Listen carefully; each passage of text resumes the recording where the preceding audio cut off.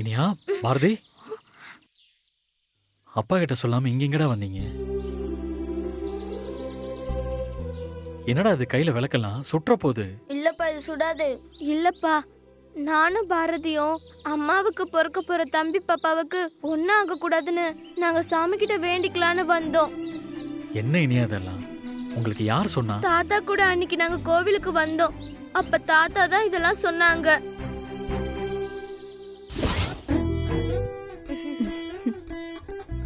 என்ன பயந்துட்டியா? கோயிலுக்கெல்லாம் போய் சாமியெல்லாம் கும்பிட்டுட்டு வந்திருக்க? நான் கோயிலுக்கு போல. கோயிலுக்கு போன அந்த பெரிய மனுஷங்க இவங்க 2 பேரும் தான். என்ன சொல்ற? நானும் அப்பாவும் இங்க நின்று பேசிக்கிட்டு இருந்தோம். திடீர்னு பார்த்தா இவங்க 2 பேரையும் காணோம். சரி, எங்க போனாங்கன்னு தேடி போனா ஹாஸ்பிட்டல் பக்கத்தில் இருக்கிற அம்மன் கோயில்ல இருந்தாங்க. போனவங்க ஒன்றும் சும்மா இல்லை. அந்த கோயில்ல யாரோ கையில விளக்கோட முழங்கால் போட்டு கோயிலை சுத்தி சுத்தி வந்தா வேண்டுதல் நடக்கும்னு சொல்லியிருக்காங்க. உனக்காக இவங்க 2 பேரும் கையில விளக்கோட முழங்கால் போட்டு சுத்தி வந்திருக்காங்க. அம்மா, நாங்க தான் உங்க 2 பேரையும் ஹர்ட் பண்ணிட்டோம். சாரிம்மா. சச்ச, எதுக்கு சாரி எல்லாம்? எனக்காக நீங்க 2 பேரும் இவ்ளோ பெரிய விஷயம் பண்ணிருக்கீங்க. நான் தான் உங்ககிட்ட சாரி கேட்கணும். மா, நான் உங்களுக்காக கோயில வேண்டிக்கல. அப்புறம் யாருக்காக வேண்டிக்கிட்டீங்க? உங்களுக்கு ஒன்னும் ஆகாதுன்னு எங்களுக்கு தெரியுமா. நாங்க வேண்டிக்கிட்டது பிறக்க போற பாப்பாவுக்காக. ஆமாமா, எனக்கு தம்பி பாப்பா வேணும். நான் தம்பிய பத்திரமா பாத்துப்பேன். இல்ல இல்ல, நான் தான் பத்திரமா இல்ல பாத்துப்பேன். இல்ல, நான் தான் பாத்துப்பேன். டேய், அதான் 2 பாப்பா வரப்போகுதுல்ல. ஒன்னு நான் பாத்துக்கிறேன், இன்னொன்னு நீ பாத்துக்கோ. ஓகே? நிஜமாவே உங்களுக்கு பாப்பா வேணுமா? கஷ்டமா இருந்தா இல்லம்மா, எங்களுக்கு பாப்பா வேணும். என்னால நம்பவே முடியல. காலையில வரைக்கும் டாக்டர் குழந்தைய காப்பாத்துறது கஷ்டம்தான் சொல்லிக்கிட்டு இருந்தாங்க. நான் உனக்கு எதுவும் ஆயிடக்கூடாதுன்னு தான் வேண்டிக்கிட்டு இருந்தேன்.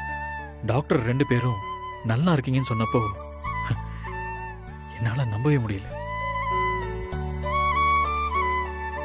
நம்ம பிள்ளைங்களோட பிரேயர் தான் உன்னையும் பிறக்க போற பாப்பாவையும் காப்பாத்திருக்குன்னு நான் நம்புறேன்.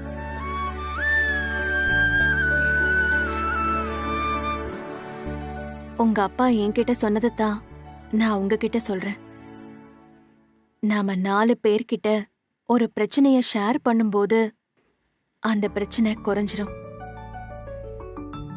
ஆனா லவ்வ 4 பேர்கிட்ட ஷேர் பண்ணணும்னா அது அதிகமா தான் ஆகும், குறையாது. நாம எல்லாரும் ஒரே ஃபேமிலி. நாம எப்பவும் ஒன்னா இருப்போம். என்னோட எல்லா அன்பும் உங்க 2 பேருக்கும் மட்டும்தான். பிறக்க போற பாப்பாவை நீங்க பாத்துக்கோங்க. பாப்பாவை நானும் இனி அக்காவும் நல்லா பாத்துப்போமா. வக்கீல, எப்ப நான் உன் கைய பிடிச்சனோ அப்பவே எனக்கு தெரியும், எனக்கு எந்த கஷ்டம் வந்தாலும் அது தானாவே விலகிடும்னு. நீ ரொம்ப நல்லவன் வக்கீல. உனக்கு எப்பவுமே நல்லது மட்டும்தான் நடக்கும். இதேதான் நானும் சொல்லணும்னு நினைச்சேன். நீ என் வாழ்க்கையில வந்த பிறகுதான் எல்லாமே எனக்கு நல்லதா நடக்குது. அப்பா, அம்மாவை கூட்டிட்டு வெளியே போலாமா? போலாம்.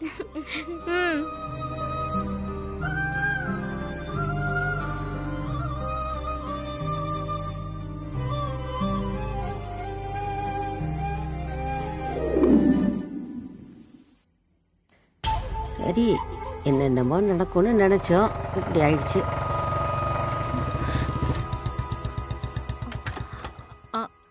அன்பாக்காவுக்கு என்னாச்சு? இப்ப எப்படி இருக்காங்க? நல்லா இருக்காங்களா? நான் அவங்கள பார்க்கலாம் தான் நினைச்சேன். ஆனா அவங்களுக்கு என்ன பார்த்தாலே பிடிக்கிறது இல்ல. அவங்கள கஷ்டப்படுத்த வேண்டாமேனு தான் நான் வரல. என்ன சிவம், நான் கேட்டுட்டே இருக்கேன், நீங்க பேசாம இருக்கீங்க. சிவா என்ன ஆச்சு?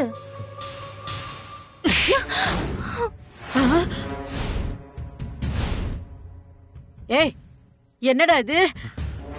வயசுல பெரியவங்கன்னு பாக்குறேன், இல்லன்னா உங்களுக்கும். உன்னால எப்படி இதை பண்ண முடிஞ்சது? சிவா, நான் என்ன பண்ண? இப்ப என்ன எதுக்கு அடிச்சீங்க? என்ன நீ என்ன பண்ணியா? நீ என்ன பண்ணனு உனக்கு தெரியாது? ச்சே, நான் உன்னை எவ்வளவு உயர்வா நினைச்சிருந்தேன். நீ இவ்வளவு மட்டமா நடந்துப்பன்னு நான் எதிர்பார்க்கல. சிவா, பேசாத. ச்சே. சென்னைக்கு தனியா நான் என் பொண்ணோட வந்தப்போ அவளை அம்மா மாதிரி பாத்துக்கிட்டது நீதான்.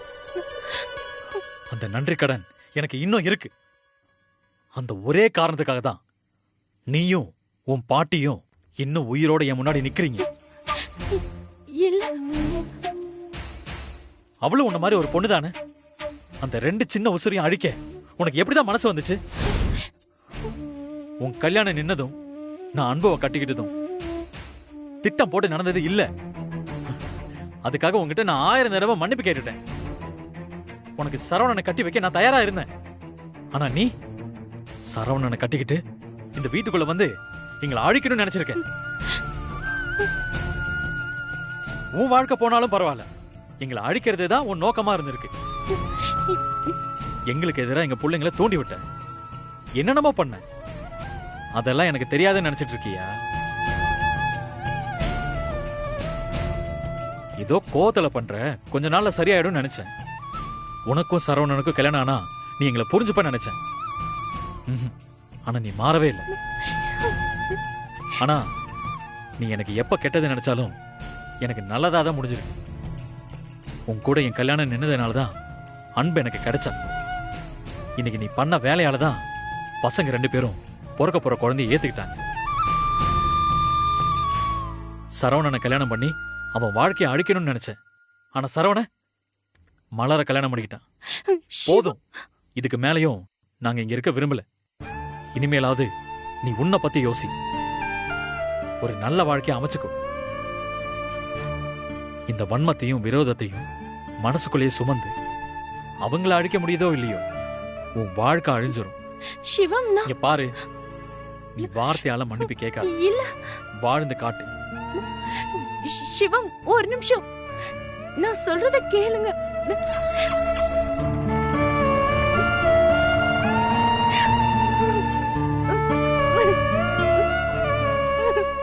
பாட்டி,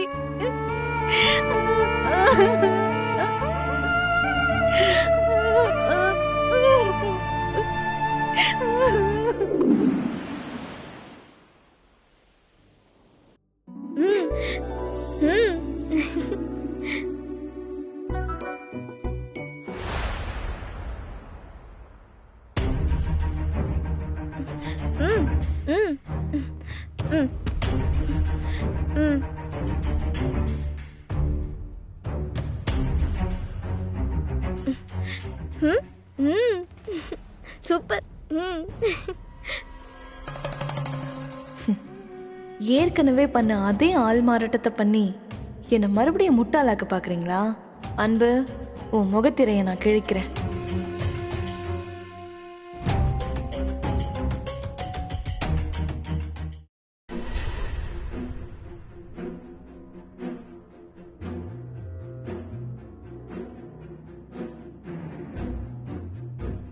அரசி, எனக்கு இந்த கேஸ் ஜெயிக்கும்னு.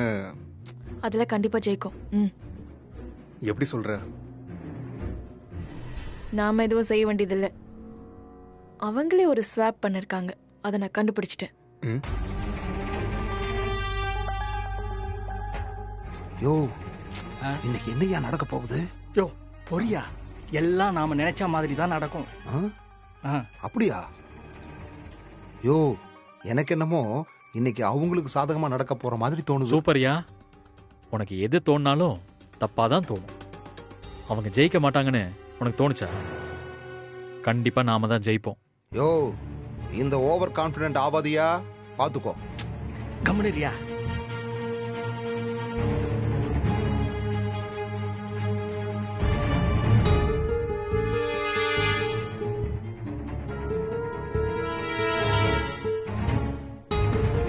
வணக்கம். உட்காருங்க.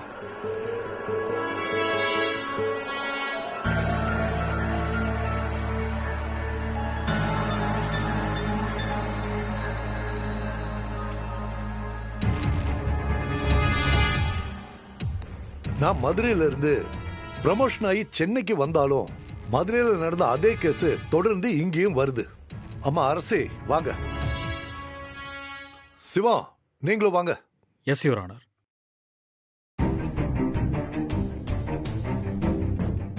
சாதாரணமா கவுன்சிலிங் பண்ணி ஜெயிக்க வேண்டிய கேஸ், அதை நீங்களும் விட மாட்டேங்கிறீங்க, இவரும் விட்டு கொடுக்க மாட்டேங்கிறாரு. இது இப்படி போயிட்டே இருக்க. சரி நீங்க ஆரம்பிங்க. யுவர் ஆனர், குழந்தைங்களுக்காக தான் மறுபடியும் திருமணம் பண்ணிக்க போறேன்னு சொல்லி என்னோட முன்னாள் கணவர் பல ஃப்ராடுத்தனம் பண்ணி அந்த அன்புவை கல்யாணம் பண்ணிக்கிட்டாரு. இதோ பாருமா, பழைய விஷயம் எல்லாம் பேசாதீங்க. புதுசா என்னவோ அதை மட்டும் சொல்லுங்க. இல்ல யுவர் ஆனர், இப்போ அன்புக்கு குழந்தை உண்டாயிருக்கு. குழந்தைய பாத்துக்கிறதுக்காக தான் அன்பு கட்டிக்கிட்டேன்னு சிவம் சொல்லிட்டு இப்ப 4 மாசத்துல அன்பு கூட ஒரு வாழ்க்கைய வாழ ஆரம்பிச்சிட்டாரு. இதோ பாருமா, கணவன் மனைவி ஒன்னா வாழக்கூடாதுன்னு, குழந்தைய பெத்துக்க கூடாதுன்னு சட்டம் சொல்லலையே. குழந்தை பிறந்துட்டா அவங்க இருக்கிற குழந்தைய பாத்துக்க மாட்டாங்கன்னு சொல்றதுலயும் எந்த விதமான நியாயமும் கிடையாது. இதான் உங்க தரப்பு வாதம்னா இந்த கேஸ நான் இப்பவே தள்ளுபடி பண்ணிடுறேன்.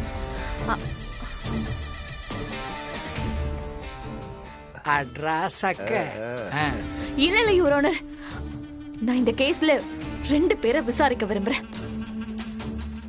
என்கிட்ட வளர்ற ஓவியாவையும் சிவம் கிட்ட வளர்ற இனியாவையும் நான் ஒரே நேரத்துல விசாரிக்க விரும்புறேன். அம்மா, குழந்தைங்க கிட்ட விசாரிக்கிறதுக்கு இதுல என்ன இருக்கு? இருக்கு யுவர் ஆனர். சரி, ஓவியாவையும் இனியாவையும் கூப்பிடுங்க. ஓவியா, ஓவியா, ஓவியா, இனியா, இனியா, இனியா. ஒன்னும் இல்லடா, போ.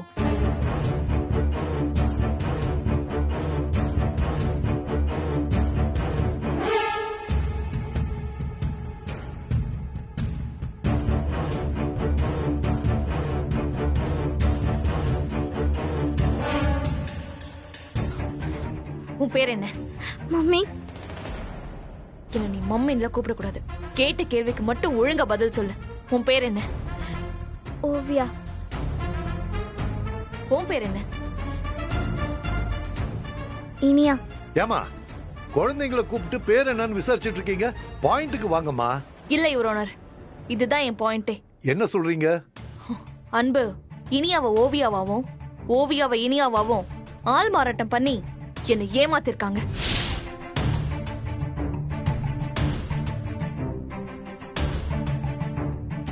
ஏமா, அதுக்கு இந்த வழக்குக்கு என்னமா சம்பந்தம்?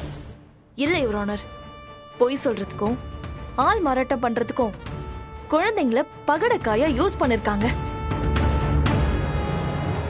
அத நீங்க தான் கண்டிக்கணும் யுவர் ஆனர்.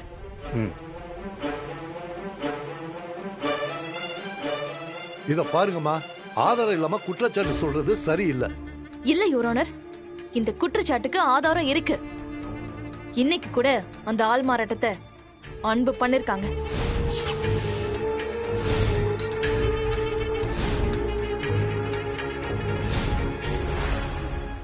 சிவம், என்னப்பா இதெல்லாம்? இல்ல யுவர் ஆனர், அவங்க ஏதோ தப்பா சொல்றாங்க. யுவர் ஆனர், என்னால அதை ப்ரூவ் பண்ண முடியும். ஏமா, எதுக்காக அவர் அப்படி பண்ணணும்? இன்னைக்கு கோர்ட்ல ஆள் மாறாட்டம் பண்ணி இனியாவ ஓவியாவா மாத்தி அம்மாவை பிடிக்கல, என் கணவர் ராஜசேகர பிடிக்கலன்னு சொல்லி அவங்க பக்கம் 2 குழந்தைங்களையும் கஸ்டடிக்கு கொண்டு வந்துடணும்னு இந்த ஏற்பாடு அவங்க பண்ணிருக்காங்க. யுவர் ஆனர், என் மேல அபாண்டமா பழி போடுறாங்க. யுவர் ஆனர், எல்லா வழக்குகளையுமே கோர்ட்டுக்கு வெளியில முடிக்கக்கூடிய ஆளு ஒரு வழக்குக்காக எந்த எல்லைக்கும் போகக்கூடிய ஆள்னு அது உங்களுக்கே நல்லாவே தெரியும். சிவம், உண்மையிலேயே நீங்க இந்த மாதிரி ஏதாவது குற்றம் பண்ணி இருந்தீங்கன்னா குழந்தைங்களை அம்மா தான் வளர்க்கணும்னு நான் தீர்ப்பு சொல்லிடுவேன்.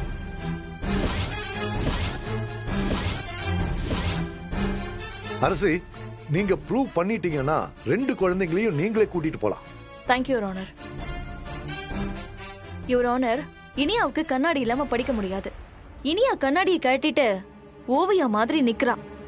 இவ கையில ஒரு பேப்பரை கொடுத்து படிக்க சொன்னீங்கன்னா மொத்த உண்மையும் தெரிஞ்சிரும். பேப்பர் கொடுங்க. Okay your honour.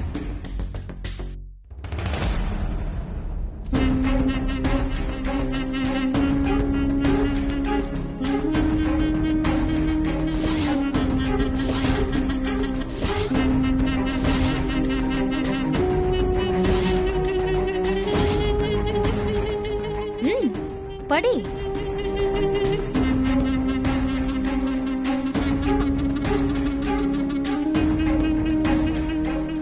வங்காள விரிகுடா அருகே சென்னைக்கு 365 கிலோமீட்டர் தொலைவில் மையம் கொண்டு உள்ள புயல் கிழக்கை நோக்கி நகர்ந்து கரையை கடக்கக்கூடும். புயல் கரையை கடக்கும் நேரம் சென்னை, திருவள்ளூர், காஞ்சிபுரம் மாவட்டங்களில் சில இடங்களில் இடையூறு கூடிய மழை பெய்யும்.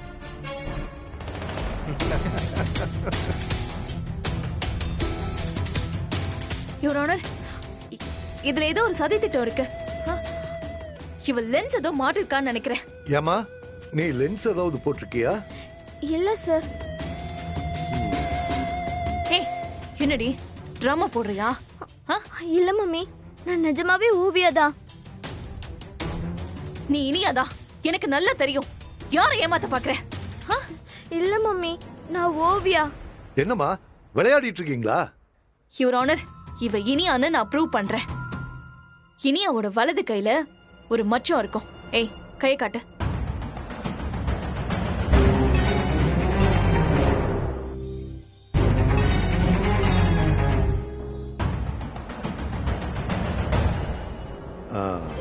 ஏமா, நீ கையை காட்டு.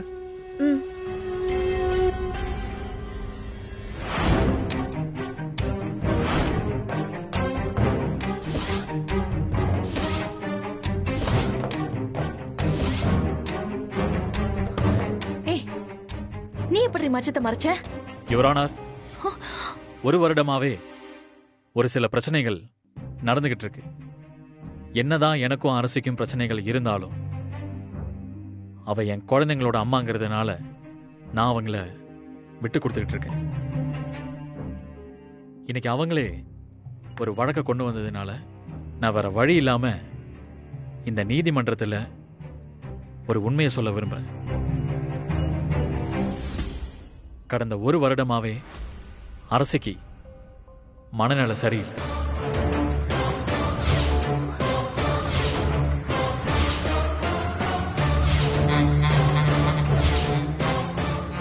எஸ் யுவர் ஆனர், இனியாவை ஓவியானும் ஓவியாவை இனியானும் சொல்லிக்கிட்டே இருந்தாங்க. அதுக்கப்புறம் என் வீட்டில் நான் பாஸ்கரை கொன்னு புதைச்சிட்டேன், அதை தோண்டுங்கன்னு சொல்லி நிறைய பிரச்சனைகள் பண்ணாங்க. ஒவ்வொரு தடவையும் அவங்க சொன்னதுல உண்மை இல்லைன்னு ப்ரூவ் ஆயிட்டே இருந்துச்சு. ராஜசேகர், என்ன இதெல்லாம்? இரு அரசி, பொறுமையாரு. இந்த தடவையும் அதே தான் நடந்திருக்கு. இது சரியாயிரும்னு நான் நினைச்சேன். ஆனா இந்த பிரச்சனை இன்னும் மோசமாயிட்டே போகுது. தன்னோட குழந்தைய அடையாளம் கண்டுபிடிக்க முடியாத அளவுக்கு மனநலம் பாதிக்கப்பட்டிருக்காங்க. அவங்க மனநலம் சரியில்லை. அவங்க ட்ரீட்மெண்ட் போறாங்கிறதுக்கு டாக்டர் சர்டிபிகேட்டை நான் இப்போ உங்க முன்னாடி சப்மிட் பண்றேன்.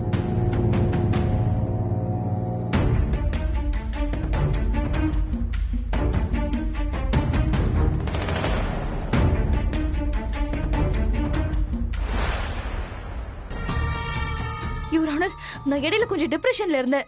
ஆனா இப்ப நான் நல்லதா இருக்கேன். சிவம் சொல்ற மாதிரி எனக்கு எந்த பிரச்சனையும் இல்ல. யுவர் ஆனர், குழந்தைங்களோட நலன் கருதி என் 2 குழந்தைங்களும் என்கிட்ட வளரணும்னு நீங்க தீர்ப்பு சொல்லணும்.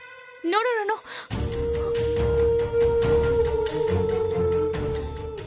அரசி மனநல எப்ப சரியாகுதோ அப்ப மெடிக்கல் சர்டிபிகேட்டை கொடுத்துட்டு ஓவியாவை அவங்க கூட்டிட்டு போறதுக்கு எனக்கு சம்மதம் தான்.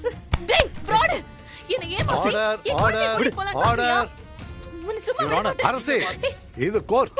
Behave yourself.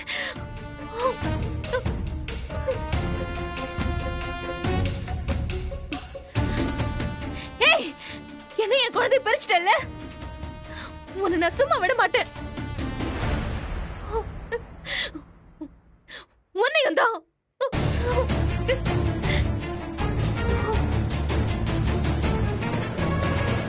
அரசியின் மனநிலை சரியாகிற வரைக்கும் ஓவியாவை குழந்தைகள் காப்பகத்திலோ அல்லது சிவத்தின் வீட்டிலோ வைக்கும்படி இந்த கோர்ட் உத்தரவிடுகிறது.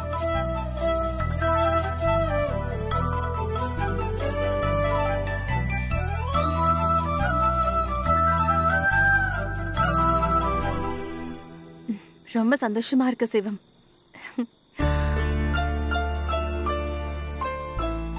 சொல்லுங்க சார். நாங்க ஓவியாவோட பேரண்ட்ஸ். இந்த நேரத்துல விசிட்டர்ஸ்க்கெல்லாம் அலோட் கிடையாது சார். தெரியும் மேடம். ஜட்ஜு கிட்ட இருந்து லெட்டர் வாங்கிட்டு வந்திருக்கோம். கொடுங்க.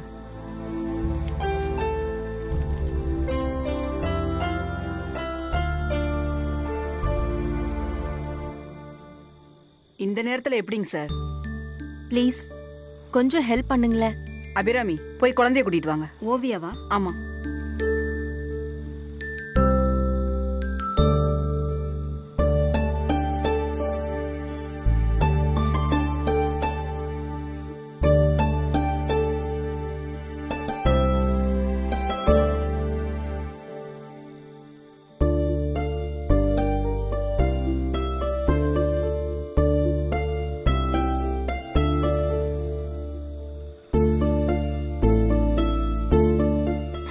Daddy, mummy.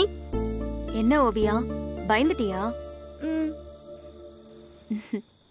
இனிமே நம்ம யாரும் தனித்தனியா இருக்க போறதில்ல. எப்பவும் ஒன்னா சந்தோஷமா இருக்க போறோம். எங்க சரி பாப்போம்.